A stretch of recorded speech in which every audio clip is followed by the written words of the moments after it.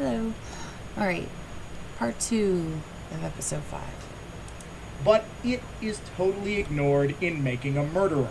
Instead, the series shifts its focus to Pam Stern, a second cousin of Teresa Halbach's, who found her car hidden in Avery's salvage yard. And I saw these vehicles up here, and this is like a ridge up here. So up on the top, there's a little car path, and you can see there's some vehicles here, and I thought, I have to search up there. I have to search each and every one. And lo and behold, she found it. The series and the defense find it implausible that Stern would be able to do so this quickly, given the fact that Avery's salvage yard is so large and has so many cars on it. From the point that Avery's brother let Stern onto the salvage yard, though, it was actually a rather short walk up the ridge to the spot she found the car. In fact, she seemed to follow a crisscross pattern of the property that would suggest she was walking through the cars row by row instead of making a beeline straight to the spot law enforcement told her the car would be. This contention that the property was too big and too cluttered for Stern to possibly find the RAV4 on her own, however, lends credence to the theory that Avery did not use the nearby car crusher because he mistakenly believed that he had concealed Halbach's car well enough for it to never be found on his 40-acre property. After all, it was partially covered with tree branches and made to look like a junker that had been there for years up on that small ridge. In his confession, Brendan Dassey said his uncle Stephen opened the hood of that car to remove the battery in what can be interpreted as a likely attempt to make it seem as though the car no longer ran, and therefore couldn't possibly be one that was just driven by a missing woman. And Dassey's statement is corroborated by Avery's DNA on the hood latch of that car. Okay. So much here. Okay, Pam, from what I understood from watching Making a Murderer, it did make it sound to me like, holy shit, how did she find that car? In this huge 40-acre property covered in cars, like 4,000 cars or something ridiculous. But with my own looking at maps and things like that, I was able to see that it really, like he says, I kind of agree with him here, that it really wasn't that ridiculous or hard to believe that she finds the car within 20 to 25 minutes. If she did take that path, that would make sense, that it would take her about that long maybe to look through a couple of rows of cars and then, oh hey, there's some stuff on the ridge, I'm gonna go up there. I don't find that especially suspicious as I did when I watched Making a Murderer. That is a little misleading, but like I said, that there's still more that is suspicious about that, but I'm sure we'll probably get into that. That, of course, is ignored in episode 5, which reaches an ominous crescendo with a call from Sergeant Andrew Culp. Okay, apparently we're not going to get into that, so I'm going to get into that now. Pam Stern being the only volunteer who offered to go to search the salvage yard, who was given a camera. She's the only volunteer that was given a camera. She was also given a map and a direct line to Sheriff Poggle in case she found something. I think that that's a little bit possibly suspicious. It could mean nothing. It could mean something.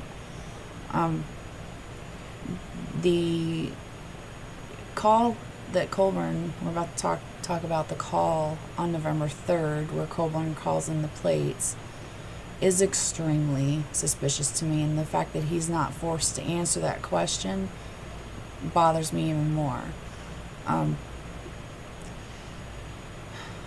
It just makes me believe that the police somehow were led to that car on November 3rd And I'll just give you my theory on that. Either by Pam or by the brother, the roommate, the ex-boyfriend. The 3 of them, the 4 of them, a couple of them here and there, who cares? Doesn't matter. Any combination of those people deciding that they wanted to find Teresa and they wanted to look around for her. That's what I would do. I mean, what they did makes perfect sense if this is what happened. But they would go and look around to the places that they knew she had been last. Now, they're not going to trespass on the property, so they're going to walk around the outside edges. So they're not trespassing, so they don't get shot, so, they don't get seen. And there is her car, right up on a ridge, right on the edge of a property. I do totally believe that somehow someone called and Colburn came out and ran the plates because he was called by whoever found the car on November 3rd doing their own private in the middle of the night search. The thing that I find interesting is that I can't find a record anywhere of what time Colburn called in those plates. All I know is that he was scheduled to be off duty at 8 o'clock that night, and that was the night that he also went out to interview Stephen the first time. I know that when he went out to interview Stephen the first time, it was a very quick conversation. I think they said 5 to 10 minutes. Just going over the basics. Was she here? Yeah. How long? What time? And then she left. Yeah. Okay. All right. Thanks for the information. And he leaves. He was still, when he went out to interview Stephen on the 3rd, in his police car. But according to Colburn, he drives back to... It's too late to go and visit Zipper at this point, so he drives his car back to the station and leaves it there, leaves his police radio, all that, and gets in his own personal car and goes home. And he says he falls asleep watching TV on the couch. The thing is, if we knew what time he called in the plates, that would be extremely helpful in trying to determine if my little theory has anything to it. Because him calling in the plates with his own cell phone just shows that he either was not near his police car and to use the radio, he didn't want the call to be recorded and hoped to bypass that by using his cell phone, or he parked his car far enough away and walked to the location where he was calling the plates in and used his cell phone to do that. There's a lot of different options of ways that could have gone, but my personal theory is that he was already off duty somehow. He got a tip from whoever found the car, and he went out and checked it out, called it in to verify. And, that's what I think about that. Born to dispatch on November 3rd. Hi, Andy. You run Sam William Henry 582.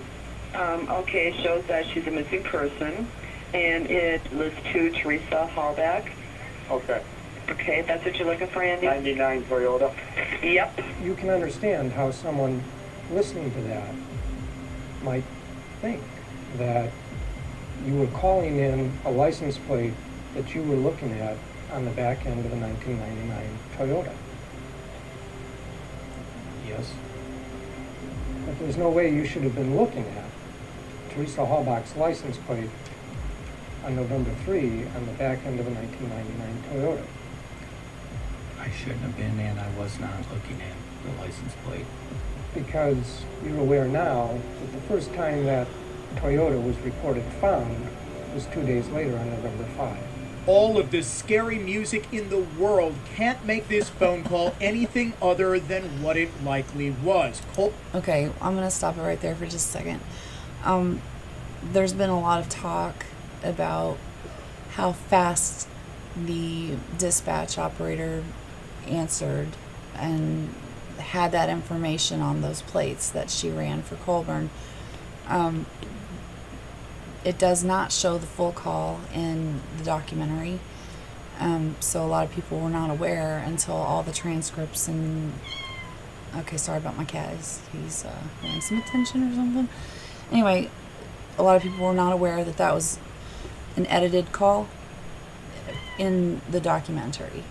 The full call was actually played in court, and now that is released and we have been able to hear the full call. So it's not suspicious that she answered like that, like she was expecting his call. They had some back and forth conversation in between while she was waiting for the information to be pulled up, actually, that, you know, was a little strange. If you were to read the transcripts, it looks really strange, but listening to the call, it's really not that strange. And it's pretty clear that she's talking about something else. But boy, there's a difference in reading the transcripts and listening to the call. So, like I said, that part with her instantly having that information and that all being suspicious and she's expecting the call and stuff, that whole thing was set up. Luckily, we've figured out that is not true. But there has been some like enhancing of the audio, which you can hear. I don't know if you can hear it from this, but if you listen to the call, the actual call, it's all over YouTube. It's everywhere. It's in the case files and stuff that are all over Reddit and things. There's someone in the background, and I have to admit, it does sound like someone is saying cars here in the background of this call Colburn's making to dispatch. Now, that goes along with my theory that someone called Colburn there to say that, you know, we found the car. He comes out to check it out and verify it.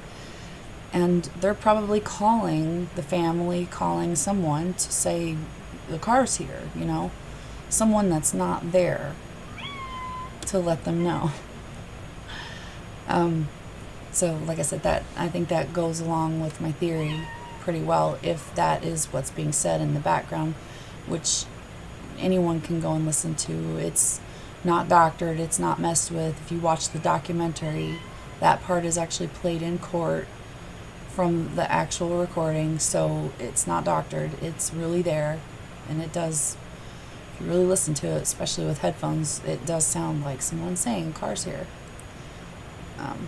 So here we go. Colburn looking to confirm with dispatch information he had received from another investigator about a car that was driven by a woman who had just been reported missing earlier that day. Neither Strang nor the series offers any evidence that Colburn was actually looking at the car before it was officially found. Strang merely says it sounds like he was, but it sounds just as much like he was trying to confirm a license plate that he had just heard on his radio and couldn't quite make out. It's not as though law enforcement on the 3rd didn't know what kind of car Halbach was driving or what its license plate number was. That information is invariably among the first law enforcement will disseminate in an effort to find a missing person. If Colburn really did find the RAV4 2 days before Pam Stern did, however, and he was caught in a phone call looking at that RAV4, wouldn't both the defense and the filmmakers follow up on this with more evidence to demonstrate that Colburn really did find Halbach's car on November 3rd and then take it to the salvage yard at some later point? Okay, I don't think that the defense is trying to say that they planted the car, so no, I don't believe that they would need to investigate that further to try to prove that Colburn found the car somewhere else and then later planted it on the property. I think that's ridiculous. I mean, I'm going to rebut all the things I can, but I think that, you know, blaming too much on the police is going a little bit too far. I don't feel like they would get that involved. okay? Like planting a car, killing a girl, burning her body, and then planting all this evidence. I don't believe that they did that. The defense actually says they don't believe that that's what happened either. So, no, I don't believe that that's what happened, and I do not believe that that's what the defense is trying to say. However, I do believe that they should have tried to get Colburn's call records, just to verify where was he when he made that call. That if he was, and also what time he made that call from his cell phone. If it shows that he is near the Avery property, then we might have some things to talk about. Why that was not done, I don't know. Maybe they could not get that information. I have no idea. That was not talked about or discussed, and I know for sure that the defense knows a hell of a lot more than we know about what was going on there, that they were not allowed to say in court, and they probably would not share in a documentary, because it's still going to go to appeals. It's still going to be ongoing. It's not over just because the trial is over. So you don't want to go around, just like I believe it was Strang said, you don't want to go around accusing people of things unless you have evidence to back it up. And you're ready to bring charges on them.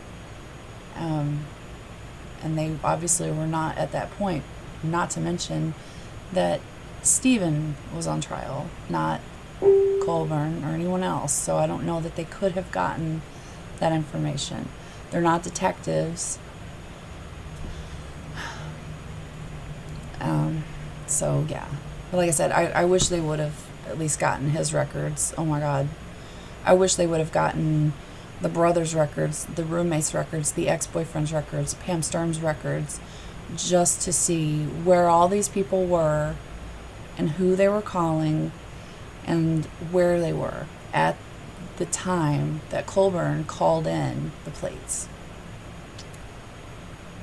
I think those records would tell us a hell of a lot, actually, about deleted voicemails and things like that too. Just throwing that out there. Would, but they don't, because they don't have any evidence of that. So Strang's line of questioning on cross-examination goes nowhere worth the filmmakers showing to their audience, because Making a Murderer never again mentions Colburn potentially planting the RAV4. Not once. It just lets another vague allegation hang in the air as episode 5 ends. Vague, huh? I don't believe they were accusing Colburn of planting the car again, so they didn't just leave that hanging. They just didn't accuse him of it, so. Anyway, hopefully Kathleen Zellner will get all these records. And from what I understand, she is actually doing a proper investigation of all the people that should have been looked at in the first place. That's what I look forward to, because I don't want her to just get Stephen out of prison. I don't want Brendan to just get out of prison. I want the real killer to be found and put in prison. I want him to be charged and convicted, proven that he or they committed the crime. Anyway,